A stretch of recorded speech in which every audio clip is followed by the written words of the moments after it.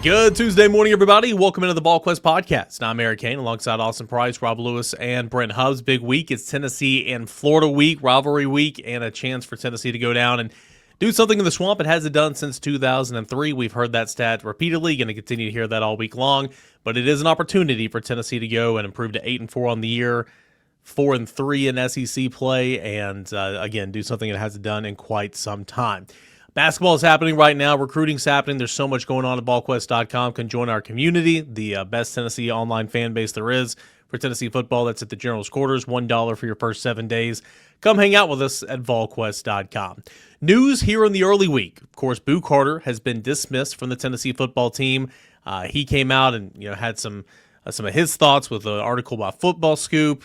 Josh Heupel was asked about the whole situation on Monday. First, does he regret giving Boo Carter a second chance back in July? And then secondly, should he have been on the availability injury report the past month in SEC play? Here's what Josh Heupel said on Monday.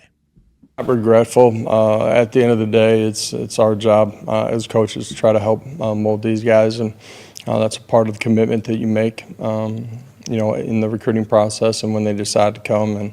And sometimes it works out, sometimes it doesn't, and at the end of the day, we're moving forward. No, sir.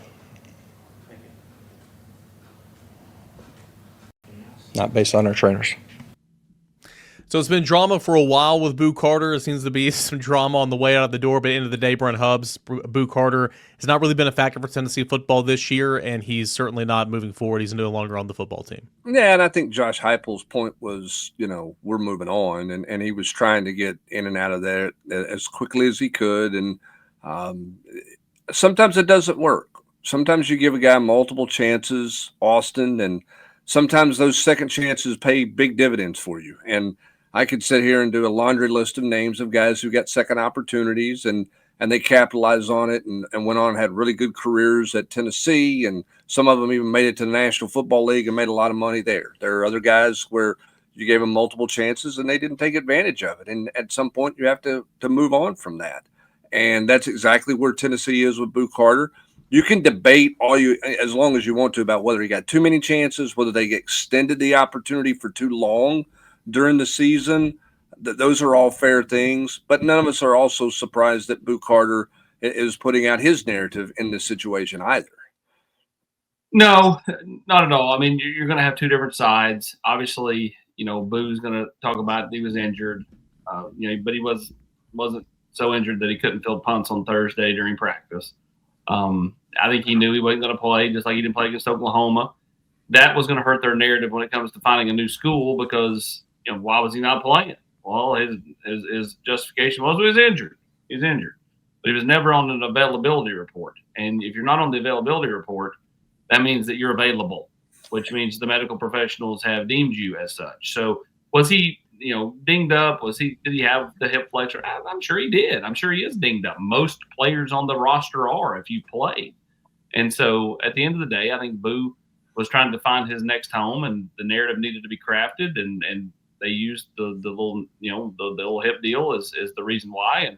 And, at the end of the day, he's moving on. Tennessee's moving on from him, and, both sides need a good divorce. Rob, nothing really changes in terms of Tennessee's going about things. Again, he hadn't played defense in a little bit. Tennessee, I mean, he returned a couple of punts against ETSU and UAB, but he's not been returning punts. If I asked Brent this in the Rocky Top Rewind the other night, if say Jalen McMurray needed to be spelled a couple of plays, maybe he went down, or something, what would they do at the start position? Maybe bringing Caleb Beasley in, maybe entertaining, Colton Hood there for a little bit. But for the most part, nothing's changing in terms of football losing Boo Carter off this team.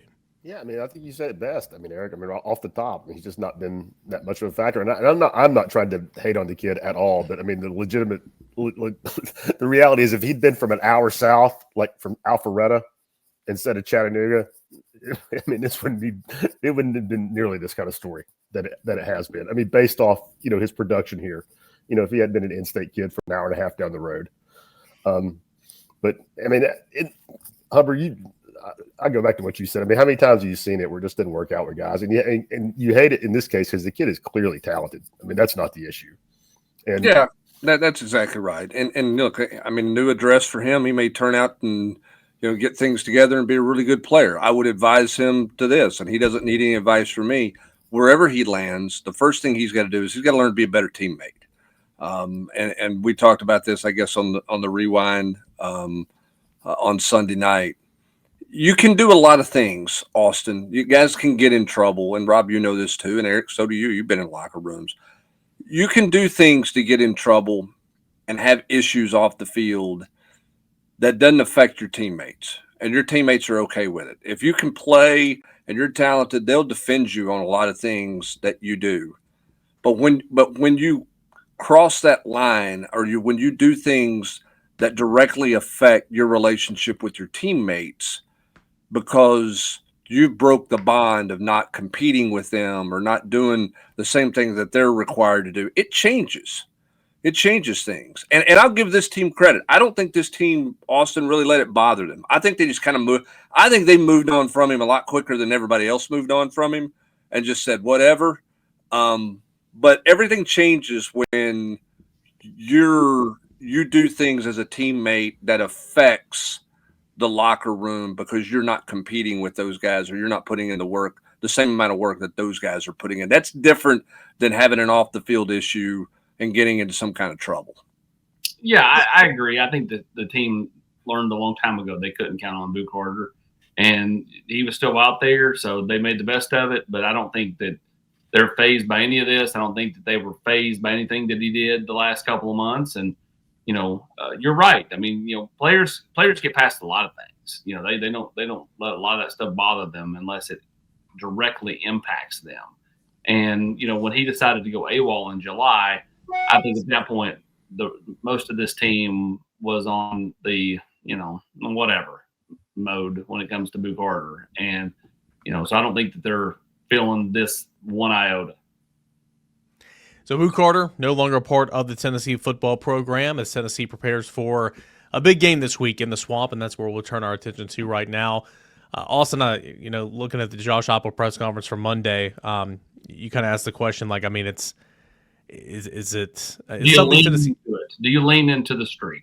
Yeah. Do you lean into it? I mean, it's been forever, right? And these kids and Josh Heupel, for the most part, doesn't have much to do with it outside of 2 games for Heupel, but it's been going on for decades now. Do you lean into it? How big of a story is this? I mean, if you're in that locker room, kind of how are you dealing with this week and all the talk of not winning since 2003? I think you just you do what they did. You use it, you talk about it, and you discuss it, and you make them understand that they control the narrative. They control doing something that hasn't been done. This is a real carrot to dangle out in front of your football team. Tennessee, as Hubs has said numerous times, has lost this one every way imaginable, to the point where Robert Stack ought to be voicing over an unsolved mystery on why they can't win down there. They've got to find a way to play complementary football for the first time this year. So, that's what I'm preaching if I'm Josh Heupel. Offense has got to come together. Defense has got to come together. They got to have a complete game. They can't have one side being a no-show. That's how they end up losing this game for 58th time in a row. Rob, am I wrong in this? And Lord knows I probably am, but so you can correct me on this. Do you not make a big deal out of it, but do you discuss this quote streak because Florida's 3-7, and you're trying to get your players to understand they're going to play better than their record says, because this is what they think of you. This is what they've always done to Tennessee in their house. I guess my question is, would Josh Heupel would he sell it this way if Florida was in a different place than where they are from a perception standpoint with their record? Yeah, I mean, I don't think Heupel will hide from it at all. But I mean, I think the biggest thing, Hubbard, is, I mean, I just don't think the kids really care at all. I mean, I asked Jeremiah Thielander about it today. I was like, man, I mean, I'm sure but does it mean anything to you? Tennessee has won down there since 2003. He was like, man, all I know is we didn't win down there when I was a freshman. I mean, I think that's the mindset of, everybody on that team. And if I was, if Heupel uses it at all, I would use it as an opportunity. Like, hey, let's end this nonsense. I mean, they're 3-7. You guys haven't won down there in 2 decades. Let's go ahead and check this box and move on from that storyline. But again, I've said it before. I don't think Heupel. I really don't think that kind of stuff registers with him. I mean, maybe I'm wrong, but I just don't. I mean, I think it registers for fans because the fans have all been through all the coaching changes and all the losses and all that. But you're right. I think for players and even the coaches, I don't think it really resonates so much. Probably the only one that would be Willie, just because he was on his second stint here, and so he's been a part of a few of them down there. But yeah, I mean, I'm with you. I think that this is a thing where you just got to lean into it and say, let's go get it. And if you're on the flip side, if you're Florida's fans, this is a chance to go win this game at 3-7 and go, we were 3-7. You couldn't beat us. I mean, think about what Tennessee fans did when Kentucky brought that one team in here, and it was the best Kentucky team in so many years, and Tennessee was down, and Tennessee still put it on. Like, what did Tennessee fans say? I think we had the worst year in decades. You had your best, and we still beat you. Same thing here. I'm really intrigued, and I've said this a couple of times at the beginning of the week, and maybe this is just a non-talking point, but Florida hadn't played a home game in over a month. This will be the first home game without Billy Napier. This will be the first. I mean, everybody's in love with Lane Kiffin right now. Everybody thinks they're going to get Lane Kiffin. You're playing a team that you always beat at your home field. I'm intrigued to know what that crowd's going to look like and how amped. I mean, it's going to be amped up, ready to roll, to get things going. But once the game starts and adversity hits Florida, how's this crowd going to respond, and how much of a factor is this crowd going to be? I'm fully expecting it to be loud, hostile, and Tennessee to play the 85 Bears, because that's how this thing goes. But I am intrigued. Again, they have not played a home game in quite some time. There's been a lot of change since the last time they played. Yeah, I mean, I know. I think that there'll be a feeling from some that says, hey, it's Tennessee. You always beat Tennessee. There'll be a feeling from some people that says, man, I don't know. But I think they'll show up. But I mean, you don't know. I mean, I'll say this, Austin, and we were talking about this before recording the podcast, and this is not what Eric asked, but I'm gonna throw some flowers their way. I did not expect that crowd Saturday against New Mexico State. I know the weather was perfect, okay, but I didn't expect that crowd to be what it was for New Mexico State coming off the loss to Oklahoma in a bye week. So, I mean, SEC crowds are different, so I think Florida fans will show up, but I mean, Tennessee may be more different than anybody in the SEC is, and kudos to their fan base, to this Tennessee fan base, because, man, when those gates open, it seems like they always show up, regardless of what their team looks like. I'm interested to see what the Florida students do. I mean, it's late in the year, right before Thanksgiving, because college kids are a fickle bunch. They're not necessarily just going to roll with the rest of the fan base.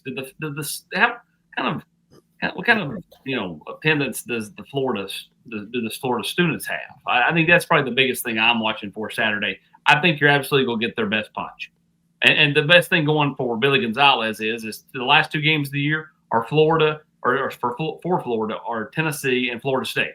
So you got two rivalry games that you should be able to get them up to play, and they should be able to get up fairly easy to play. So I think you're going to get Florida's best to start the football game, and you're going to have to. You have to match their intensity, because they're going to come out fired up, trying to, again, even though they're not going to a bowl, trying to end the season on the right note. AP, I think with the students, I think they'll show up, but I think if it's not close, I think they'll bail. I mean, they'll be right across the street at the bars and at halftime but I mean, I think they'll be ready. Florida gives them something to cheer about. I mean, I think they'll be into it. It's been such a train wreck offensively. Go ahead, Brent. You were going to say something. No, I mean, I'm with you. I think they'll be there to start, and we'll see. I mean, the one thing about Florida is, and what I was going to say, Eric, is the Kentucky game is the anomaly. I mean, that's the one that doesn't make sense. I mean, if you're basing Florida solely off that game, then you're going to be misguided on what Florida has done. Florida hasn't finished a football game yet, I don't think. I don't think they played a 60-minute football game. But in their 7 losses, take Kentucky out of the equation, I think they probably led at halftime in 5 of them, or they've had a second-half lead in 5 of their 7 losses or something like that. So the only game where they no-showed was Kentucky. The rest of them, they've been there. They just haven't been able to finish. Well, and they've had fourth-quarter leads since they fired Napier. So, I mean, against Georgia and on the road at Ole Miss. So, I mean, which makes the Kentucky thing even stranger. Yeah, that one was bizarre. Is the Kentucky thing as simple as the 64 interceptions that he threw that night? Like, They just said, okay, enough. This ain't our night. You know what I mean? Like, do you think it's as simple as that? Because I didn't think I thought they quit at a certain point, but I mean, it was after they had been like turnover, and then it felt like they just said, okay. Well, I thought Keith Niebler, Eric, made an interesting point on the rewind on Sunday night from Gators Online. And maybe this is something that an interim young first-time head coach deals with. You wonder if the Georgia game beat them twice. If Georgia beat them twice, they beat them in Jacksonville and the rivalry game, and then they beat them in Lexington. That was a Georgia hangover. That team did not move past it very well, and maybe the coaching staff didn't do the best job of getting them to move past what was an unbelievable maximizing effort against Georgia that saw them with a lead in the fourth quarter, trying to shock everybody. I don't know. I mean, because I'm not in that. I don't cover them, and I'm not around it. But sometimes you can let a team beat you twice, and I wonder if that kind of popped up in that game in Lexington, Kentucky. But Florida didn't do anything well in that game in Lexington. It wasn't just the turnovers, man. They couldn't stop anybody. They didn't do anything right in that game. No, and they benched Lagway. They went to a true freshman, quarterback in the second half, and they came off a close, narrow win against Mississippi State, and I believe that was SEC win number 2 of the season for them. And or I guess they got 2 wins. That was the second one, the last one. And then they go in there and they come up just short against Georgia. Then they lose to Kentucky, like we're talking about. Then play really well on the road at Ole Miss, lose by 10. Megan, pull this up here. And Keith made this point as well, Brent. Look at the score by quarters production. Look at the fourth quarter. I mean, they are just getting boat raced in the fourth quarter. They cannot finish a game at all, being outscored 75-27, outscored 40-37 in the third quarter. They go from scoring 71 first quarter points, 73 second quarter points, to 37 and 27 the rest of the way. This is a team that's got a lot of talent, no doubt. It's just a team that simply doesn't know how to finish ball games, and I think that's important. If Florida gets up to a lead at home, Tennessee obviously has got to stay through the course and just know that statistically it's probably favoring that Tennessee can come back and take the lead late in that ball game because Florida doesn't know how to win. I mean, that fourth quarter disparity there is incredible at 75-27 points. Yeah, well, something's got to give, I guess, to that point, Eric, just based on the fact that Tennessee is gave you no indication of being able to get over the hump in the fourth quarter at the Swamp for the last 20 years. So, I'm saying, if it gets to that point, it's this year's Gators' inability to do it versus Tennessee's historical data for 2 decades of not being able to do it down there. Yeah, it's going to be interesting. I mean, again, it's been, you look at the nuts and bolts of this matchup, it's been such a train wreck offensively. Lagway leads the conference with 13 interceptions. Again, really talented, but just, he threw 9 picks last year. That's what I'm saying, all summer long, everybody was, putting him in, the Heisman conversation. It's like, well, I don't quite understand that. And he missed a lot of practice, too, didn't practice in camp in spring and all that. He's got 13 picks. They got a pretty good running back in Jaden Ball. Receivers, they've had a lot of injuries. They've only made to the red zone 34 times. They've scored 30 times. They've scored 19 touchdowns in that. Put that in comparison, Tennessee has scored 37 red zone touchdowns. It's just an offense that turned the football over 17 times. Defensively, they started the year pretty hot. I mean, they lost by 10 on the road in Baton Rouge, turning it over 5 times. One of those was a pick six, I believe. They lost that game. Lost a close one to obviously USF. You can't lose that one. But the defense was playing stout early in the year. But the past 5 games, they've given up 30+ points. So again, this team it's kind of like a box of chocolates. They got a lot of talent. I think they're going to play really hard, but they're not consistent. They make mistakes, and Tennessee's just got to take advantage of those. Yeah, what's fascinating to me when you talk about, and this is where numbers can get kind of haywire too a little bit, Rob.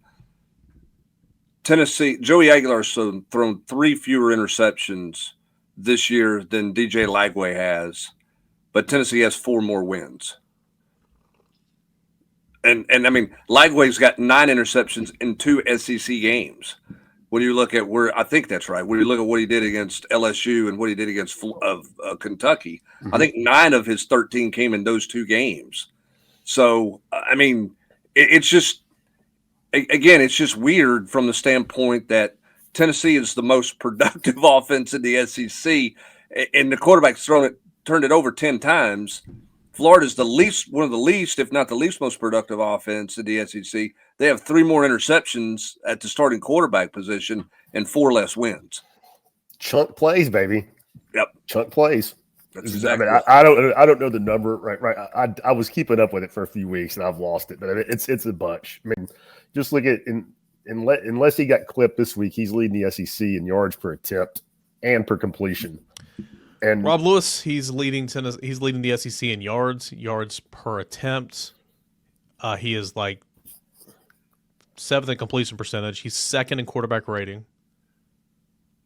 I mean, it's pretty remarkable. He's really efficient, except for the interceptions. And man, the 4 in the last 2 games has really skewed it because it wasn't right. You know, now he's averaging right at 1 a game. You know, prior to that, you know, the first half of the season, the number wasn't that big, and you can say, you know, Braylon Staley slipped there. Miles Kitselman had that one go off his hands, but you know, I think probably all 4 of these last ones have been on him, and definitely the 2 in the Oklahoma game. I mean, the 2 in the Oklahoma game were the first ones, however, where he just kind of chucked it. I thought all season. Well, I thought of his last 4, there's 2 where Joey Aguilar just made really poor quarterback plays. And it's the interception he threw right before the half against Oklahoma, where he had some pressure in his feet or at his face, some pressure around him, and he never set his feet, and he just heaved it. I mean, he just armed through it. I mean, he didn't step into the throw. We didn't do anything mechanically right. He just threw the ball, and it ended up costing you 3 points at the end of the half. And I thought against New Mexico State, he did the same thing. When somebody was at his feet, he never set his feet. There's a first down play, and he just threw it, and he just heaved it. And he's got no accuracy when he doesn't set his feet. I shouldn't say no. His accuracy is not very good, particularly on longer throws if he doesn't set his feet the right way. And those are the 2 most perplexing and the 2 that make you sort of go, wait a minute, what direction is he going here? Because he cannot continue to make those kind of plays. You got to eliminate that play. Take the sack, throw it away, you know, whatever. I know he had the one to Star Thomas where he was falling down, but that was a 5-yard flip, 7-yard flip. That's different than trying to throw it accurately 30 yards down the field. He just can't make those 2 plays that he made in those 2 interceptions where he just kind of heaves it up. Yeah, the first interception against Oklahoma, the safety just made a really good play. I mean, he even made a post game. I mean, he just never saw him. He got. That was a quarterback mistake with his eyes, not mechanical. I thought the other 2 are, you know, 2 of those other ones were mechanical mistakes where it's just a bad decision.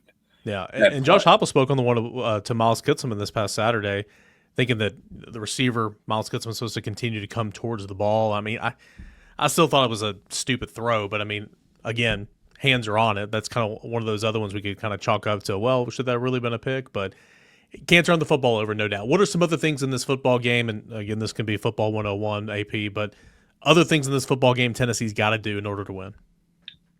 I think they got to run the football, got to commit to running the football. I'm all on Deshaun Bishop getting more and more and more. He just seen it better than everybody else is.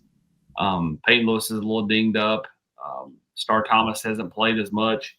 I know he had a nice touchdown run the other day, but for me, I'm going heavy into the Deshaun Bishop this game and being more committed to it. Plus, I think that helps Joey Aguilar out. I mean, you know, you look at Alabama's 2 losses. What do they have in common? The inability to protect Ty Simpson and Ty having to throw it a million times. When Joey's having to throw it a million times, that hurts Tennessee's offense. Like, you got to have that balance of the running game, which I think makes Joey that much more lethal and the passing game that much more lethal. So for me, you've got to run the football and don't turn the football over and give Florida short fields. Florida's offense has been suspect a lot this year. Do not give them the opportunity to travel 30 yards for a touchdown. Make them drive the field when they do. Rob, how much stock are you putting in Tennessee's ability to run the football down the swamp, given Florida's defense just gave up 250 yards or whatever to Ole Miss? I mean, I think it's a big deal, and I would lean. I mean, I don't know this for a fact, but I mean, we're talking about Joey and the interceptions. I mean, I wonder, especially against Oklahoma, you know, if that wasn't part of it. I mean, just feeling like, you know, he had to make a play. And, you know, Tennessee just not been good running the ball. I mean, the numbers are really, really skewed in SEC play because, you know, they just pucked Arkansas. They went for, you know, 260 plus, and they haven't cracked 150 against any other SEC defense. So that's to me, that's a big deal this weekend. I mean, Ole Miss gashed them pretty good. They have not been that bad previously.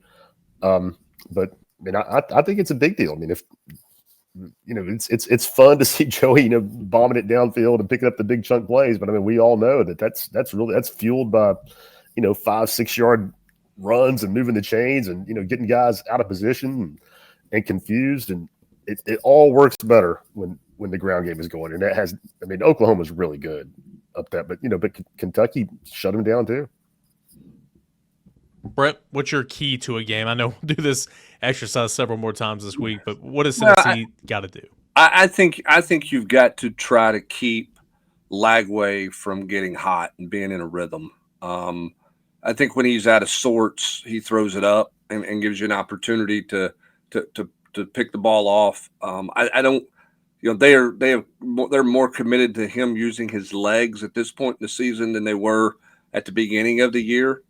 He's running for about, I think he had nearly 50 yards against Ole Miss. They've let him run a little bit more. He ran the ball against Georgia with some effectiveness. Tennessee has got to be able to stop the quarterback run stuff and the RPO stuff, because I think you may see some more of that.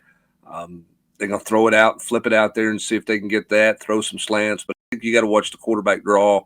You got to watch the design quarterback runs for Lagway, and then when you do get some pressure on him, because you got to heat him up, you got to get him on the ground. You can't let him slip out and convert 3rd and 7 with his legs and move the sticks. Those have been some things that have been problematic for Tennessee. Obviously Mateer had a big one, but Boley at Georgia moved the sticks, I think 3 times on 3rd or 4th down with his legs.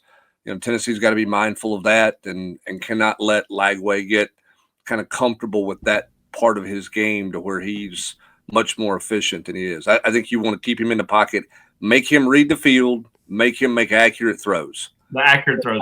I think that's what you've got to try to do. I think if you let him freelance and get out and start running around and do things, he may still throw it to you, but he also might tuck and run it for 15 or 20 yards. And I think you got to be mindful of that. Football season's continuing on, and On3 teamed up with BetMGM this football season for a awesome selection, such as a variety of parlay selection features, same game parlays, live betting options, and so much more. If you haven't signed up for BetMGM yet, listen up.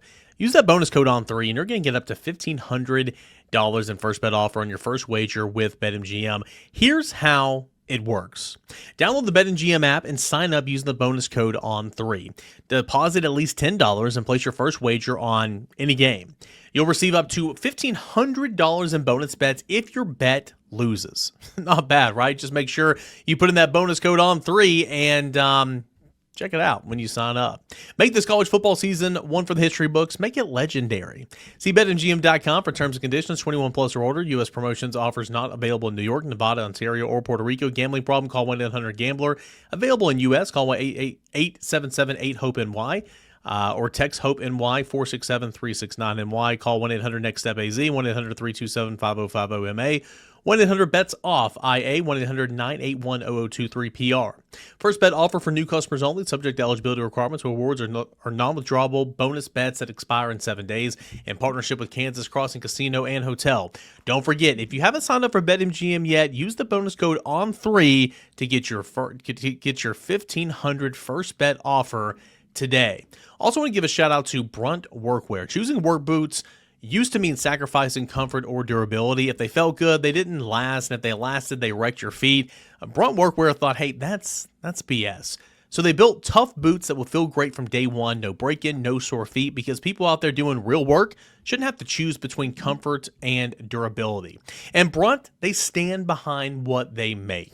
You can wear them to work, and if they're not right for you, you can send them back. I don't know of any other brand that's out there doing that today. That's a company that truly does believe in their product. So right now, for a limited time, our listeners are going to get a $10 off credit at BRUNT when you use promo code VQ at checkout. Just head on over to bruntworkwear.com, use that promo code VQ, and you are good to go. And when people ask you, hey, where'd you get these BRUNT? Like, well, where'd you get these boots, man? They're fantastic. Tell them you heard about BRUNT right here on this show.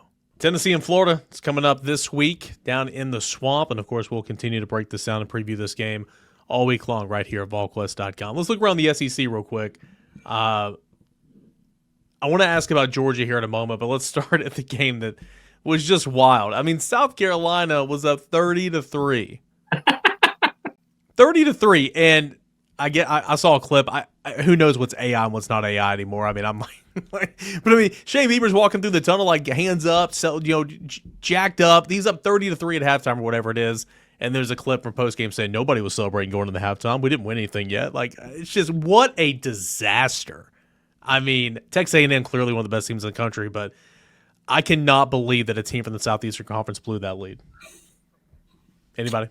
Rob? I mean, I think it's phenomenal. I mean, it's so on brand for Shane Beamer, and I don't know if it was AI either. You see, but I want to believe it wasn't. I'm talking about the going into halftime like you do in the national championship stuff, but it's remarkable, man. I mean, when you think about it, obviously, didn't see a lot of it, but yeah, and that's another reason I say it all the time. I mean, and again, I'm the first to say I'm an SEC homer. I don't see that happening in the Big Ten. I just don't see anybody, I don't see Wisconsin going into Columbus and being, putting Ohio State down 30-3. Call me crazy. I don't see that happen ever. Rutgers is not doing that. Yeah. Well, I mean, think about South Carolina. I mean, they had Alabama at the right at home. Absolutely. Couldn't get it finished, and then you're up that big of a lead. I mean, the other thing you look at too is you look at, and Megan's put them up on the screen for us if you're watching on YouTube. But how many of these games in the SEC are just one-score games? I mean, it doesn't matter. Like, it just is. I mean, you had Oklahoma pulls a surprise and wins on the road. But, I mean, that Florida game ended up being a 10-point game, Florida Ole Miss, but that was not a 10-point game. I mean, Ole Miss scores late. You're just seeing a lot of close games in this league. That the balance in this league is pretty crazy. That was a great escape by A&M. And I think when you look at Austin, you look at teams that are going to make the playoffs in the SEC. A&M's got the great escape there. Georgia's got a handful of great escapes this year, and that's what it's about. It's just who can find a way, even when maybe you're not at your best, who can find a way for a drive, a quarter, a second half. Give A&M credit. They did, and, man, I mean, I guess you call it halftime adjustments, right, defensively, because they couldn't stop anything South Carolina did in the first half, but South Carolina couldn't do anything in the second half. Yeah, I mean, here we go. Is this AI? Yeah. Yeah, that's AI. That's why I said I don't know if it was AI or not, but I did see that clip. I was going to say one point about the top of this league, and we all, and I'm as guilty of as anybody. We all get hung up on offense. Look at the top defenses, scoring defense in this league: Alabama, Oklahoma, Texas, Georgia. Hey Rob, you know what the original AI was, don't you? What was it, AP? The moon landing? In the backseat of that car with 50 cents. But I mean, Rob, you're right. It is. I mean, it's the old offense sells tickets, but you got to be able to play defense. And I mean, Oklahoma's winning with essentially no offense or little offense. They're not doing a whole lot, but they're turning people over.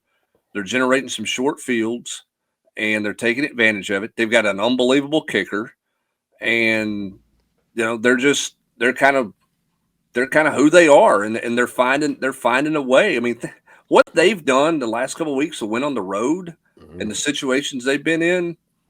I mean, really impressive. I mean, you've gone from hot seat Brent Venables to contract extension Brent Venables in just a couple of weeks here. I mean, it's life in the SEC, man. Well, I mean, you sat here and you thought maybe you didn't know if Oklahoma would win again. You just weren't sure. You looked at the back half of that schedule. Once they played South Carolina and that game was over, you're like, I don't know how many more wins are on the rest of that schedule. And now they've gone on the road and gotten two of them, and they come home and get to finish with Missouri at home and LSU at home. I mean, this league is nuts. It really is. It is a crazy It's a crazy league that is only going to get more nuts next year when you add another game to the schedule. I was that as far as the defensive stuff, the LSU, I mean, Texas A&M's the outlier. They're like 13th in the league in scoring defense, and Mike Elko is, Mr. Defense. I mean, they're doing it's wild. But I thought it was funny to me that as much as we get hung up on offense, and me as much as anybody, you get those the four of the 2 lost teams in this league are the 4 teams doing it with defense. Well, the truth is like, when you get to the playoffs, the teams that may be ranked technically seeding wise higher could end up getting bounced after one game, and the teams that just that are on a seed that's higher and just barely make the cut, they go all the way to the finals. I mean, there's so much parity that, like, just because you're A&M and you roll through undefeated doesn't mean that you're not going to get bounced early in the playoffs. I mean, I just think that there's a lot of parity in any of those. As long as it's about getting in the tournament, a lot of those teams can come from the back part of this and go win it. I think I don't know for sure, but if A&M, who would they play? Like if they Alabama. If Alabama wins out, they're in. So then I bet you Alabama would be favored. 2-loss Alabama would be favored over Texas A&M in Atlanta. And neither one of those teams probably want to be there. Oh yeah, not at all. Because you'd like to catch your breath a little bit. Because I mean, don't you think the sort of the cumulative effect probably caught up to Alabama a little bit the other night? I mean, obviously they didn't protect very well, but I mean, they played a pretty gauntlet schedule of games here. Did that catch up to a degree? I don't know. I mean, that's where I give Oklahoma some credit because I thought they might hit them, but it's just hard to figure week to week. I mean, it's like you sit here and look at games this week, and Eric, you're talking about games last week, but you're looking at Kentucky and Vanderbilt. And that one is like, okay, Vanderbilt should win. It's in Nashville. They're coming off an open date, but Kentucky's found a little something. That's not the late to me. That's not the lay down game that you thought it was going to be 3 or 4 weeks ago. Yeah, I mean, there are no gimmies in this league. Arkansas is one of the worst teams in the league, and they can score 1,000,000 points. Like Mississippi State has one SEC win, can score a ton of points. And took Tennessee and Texas to overtime. Yeah, and again, like people love to compare the SEC and the Big Ten. I mean, I was asked a question. I went and looked at the Big Ten standings, and it's incredible how bad some of those the majority of that conference is. It's just night and day in my opinion. Now, there's some very good football teams. I mean, you're silly to say there's not. There's some very good football teams at the top, but just top to bottom, it's just nothing. It doesn't even compare to like life in the SEC. Having said all that, who do you guys think is the best team in the SEC right now? Because a team we haven't really even mentioned is probably my pick. I think Georgia's the best team in the SEC right now. I think they've improved, come together. I think they're playing really good football right now. I think the defense has improved. I'm going to go with A&M. They found a way to win. They're undefeated. I think that you have to go with them as the best team in the SEC right now. I don't think Georgia's very good by Georgia's standards. But man, if I had to pick one team to go play Ohio State in the SEC, I'd pick Georgia. I was going to say, like, it's almost unfair to compare this Georgia team to the Georgia standard of like the last 5 or 6 years because like it's still good, it's still really good. But I think any of those, any of the top 5 teams in the SEC could beat Georgia. But if I just had to pick one team to go play Ohio State on a neutral field for all the marbles, I would take the Bulldogs. They're scrappy. No. Who's your pick, Brent? Well, I mean, the thing about Georgia is Georgia knows how to win, and that they have a culture of winning. And I know he got in a lot of publicity for it, but I thought Kirby's statement after the game about kind of core of who they are is, you can come get a check here, but we're going to hit each other. We're going to hit people, and they are on brand, and they stay on brand. And it's like if Texas A&M and Georgia were playing in the SEC championship game, who do you think wins that game? Are you picking against Georgia, in that one? Or I don't know. I mean, I think Georgia – the one thing about Georgia's teams, whether you like Kirby Smart or you don't like Kirby Smart, they are typically, if they stay relatively injury-free, they are a better football team in November than they are in September. I think you always want to play Georgia early because I think Georgia is a team that gets better and better and has figured out a model or a system, if you will, Austin, that they're playing their best ball later in the year than they are early in the year. For whatever reason, they seem to be able to do that. Yeah, I'm with you. Kirby's whole comments right here just to me are a bit puzzling. He comments on players who transfer because of Georgia's emphasis on physicality. We schedule them. The ones that want to leave, we schedule. Like, you try to go out and schedule those players would already be gone by the time you got them to schedule. Am I crazy for reading? Am I just reading that wrong? I thought the same thing. You're right. It's silly. Yeah, that one's silly. The other comment though about if you're coming for a check and you're not interested in physicality at our place, then you don't need to come here and you don't need to play here. Again, I think you go back to Rob's point earlier about the scoring defenses and everything. I don't know that the secondary play in this league is where it's been the last few years. I don't know that there's a bunch of stars in the secondary, and Georgia's certainly not where they've been in the secondary. Nope. But those teams are good up front. They're causing problems up front. A&M causes problems up front.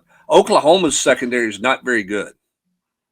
Would you guys agree with that? I don't think they're very good in the back end. Well, I think their safety is. I mean, that's a former 5-star guy that's now had back-to-back games where he's picked off Aguilar and Ty Simpson.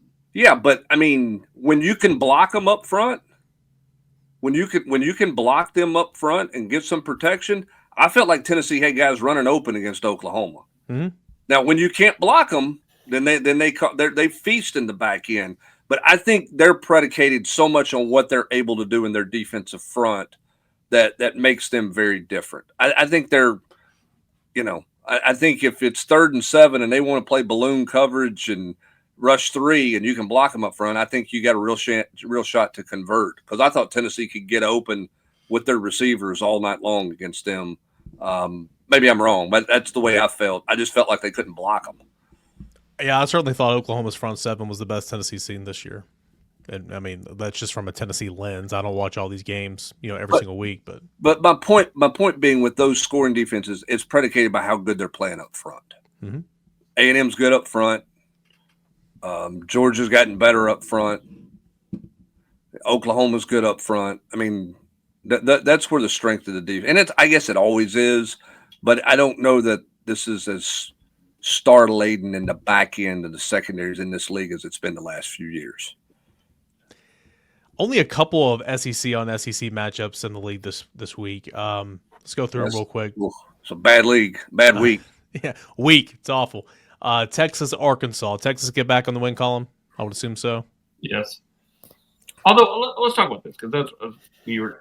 What do we think is going to happen with Arkansas? He's yet to get any win, right? I mean, no, he's getting close. He's been real close, hard, and plays him close, but he can't get over the hump. I don't think they're hiring him. I just don't think you can hire that guy. No, I think they're going to hire one of the hot names on the board that's maybe 2nd or 3rd tier. The older one of those. Yeah, I don't think you can promote Bobby Petrino at this point. Now, I think early on there was a real chance that you could, because he's been successful. You know what you have in this offense, but again, the fact of the matter is he has not won a game. So I think that'd be a real tough sell to your fan base. Well, I mean, the question is, I agree with you guys. One, what are you looking for in a head coach there? I mean, what are you trying to do? You're trying to sell tickets with a bunch of offense? Like, what are you doing? And then if you're a coaching candidate there, do you have any assurances that you're going to be competitive enough? Don't you worry about where they're at from a financial competitiveness standpoint based on the comments? I mean, they have not come out and done the Virginia Tech thing. Virginia Tech was smart and come out and said, we're putting $200 million or $50 million, whatever the number ended up being, into football to make a real commitment there. The last comment from the AD at Arkansas about football basically was, we don't have the resources. We haven't put the resources into football to go play at a championship level right now. Well, are you or are you not going to do that? Isn't that the question that you have to get answered if you're interested or have any interest in the Arkansas job? I just think that's a job that's always been hard in this league, Rob. I think it's gotten harder with the arrival of Texas and Oklahoma in this league, because you can't go into those states and say, hey, come play in the best league of football at our place and still be somewhat close to home, versus, hey, stay in state and play in Norman, or stay in state and play for A&M or Texas. Well, I know that you don't even think about it really, but if Missouri being good hurts Arkansas big time. I mean, Missouri's been an afterthought probably for recruiting Arkansas recruiting Or even Ole Miss, Rob. I mean, forever. kids they get from Memphis. Yeah. I mean, I think it's a really tough job. I mean, you hear, allegedly, you have Walmart money, Tyson Chicken money there. If they want to get into it, maybe they could. But I mean, if I'm a coach, I mean, I saw this thread on the board the other day, and Arkansas to me is one of those, take a check and take the losses job. I mean, unless you're really, I mean, maybe there's somebody out there that, really is phenomenal, can catch lightning in a bottle. But I mean, without a special dude there, I mean, I think that's a 8-4, 9-3 when things go great job. You brought up Missouri being good, but doesn't everybody just kind of get the feeling that Eli Drinkwitz wants out so bad? Oh, 100%. Yeah, absolutely. But I mean, they share a border with Arkansas. I mean, that's in the history of Arkansas football, I mean, there's probably not many times where they've worried about Missouri and recruiting, but what Drink has been doing, they do, I'm sure. Tennessee and Florida, of course, play this week. We'll talk about that all week long. Oklahoma, Missouri. There's talk that maybe Beaufort Beulah can come back and play in this game. I don't know if that's going to happen, but would it even matter? I mean, Oklahoma's favored by over a touchdown. Yeah, no, I mean, I think Missouri's got a running attack. They need more at the quarterback position, but I think Oklahoma is pretty dialed in right now. I mean, after what they've done on the road the last 2 weeks, do they have any kind of letdown? That'll be Brent Venables' challenge. Can Missouri block them up front well enough to do whatever they want, to be efficient enough offensively, regardless of who the quarterback is? It's hard for me to see that with the way that as active as the Oklahoma front has been. Mm-hmm. And then lastly, anybody going to take Kentucky to pull out that upset at Vanderbilt? No, but I will take them to beat Louisville and get bowl eligible. Yeah, I mean that Louisville team is tough to watch, man. You're talking about self-inflicted wounds. Holy smokes, man. I mean, you watch them lose in overtime to Cal, and they're the reason they lost that game. It wasn't Cal, it was everything that they did wrong, and they did the same thing in the Clemson game.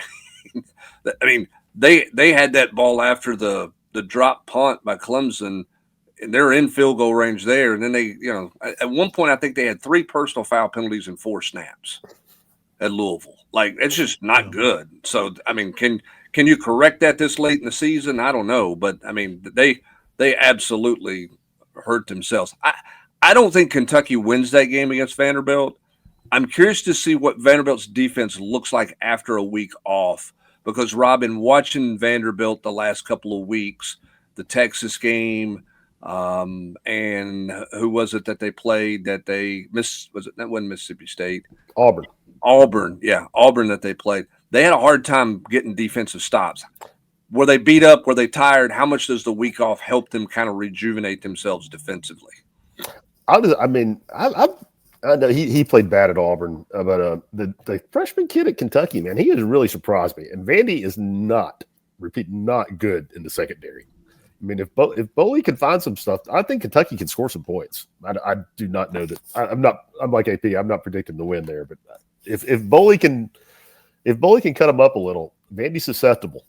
Kentucky can score 24, 28 points in that game. Another week of SEC football. Of course, only 2 more weekends left in the regular season before it's playoff time, bowl season time, and all that. Of course, crossover season, basketball happening. Tennessee played last night. A lot going on, recruiting as well. National Signing Day coming up in just a couple weeks. Stay dialed in. Stay tuned into it all here at Volquest.com. Again, $1 for your first week, $1 for your first 7 days. Come join us on the General's Quarters, the best Tennessee football online community there is. That's at the General's Quarters at Volquest.com. Your $1 for your first week. Come hang out with us over here at Volquest.com. Plenty of coverage coming up, plenty of preview for Tennessee and Florida right here at Volquest.com all week long for Austin Price. Rob Lewis, Brent Hubbs, I'm Eric Kane. Appreciate you guys joining us here on the Tuesday morning Volquest podcast.